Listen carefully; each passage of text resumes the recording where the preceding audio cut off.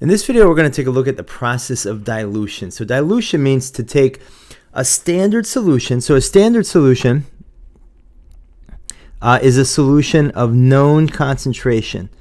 Okay, so if you take a standard solution and add water, you decrease the molarity of that standard solution. So, and here's an example you can see in this picture. We're going to take this solution here. We're going to add it to the volumetric flask. Here we have 17.5 molar acetic acid. We add it to some water that's already in the flask, and we end up with a weaker solution, or a less concentrated solution.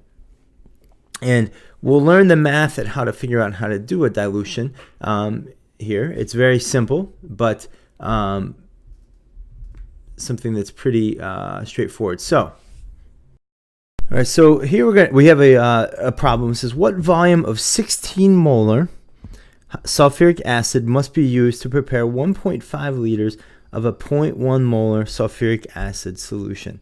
So when we do a dilution problem, it helps me to set up a table with our initial conditions and our final conditions. And in this way, we can kind of keep track of everything. And our initial conditions, our initial molarity is 16 molar, right? And we're trying to figure out how much volume do we need to add of our 16 molar to end up with 1.5 liters of a 0.1 molar solution. So our final conditions then, or we can say M2, is 0.1 molar, and volume of 2 is 1.5 liters. Well, it turns out that when we make a solution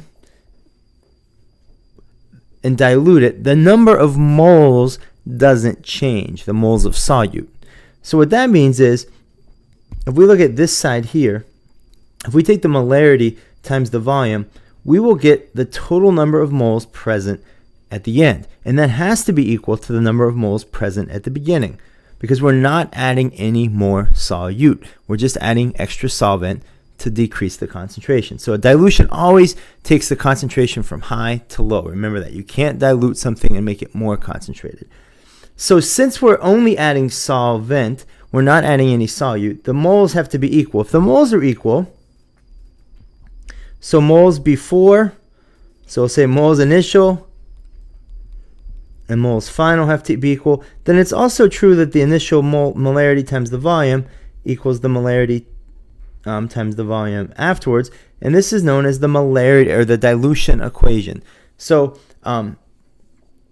keeping in mind that molarity times volume is moles, and the moles before and after have to be equal, we can use this equation to solve any molarity problem. So as we solve this now, we know that we have M1, which is 16 molar, times V1. We don't know V1, but we do know M2 is 0.1 molar times V2, which is 1.5 liters.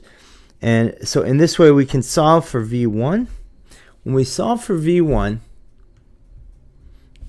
we get a V1 of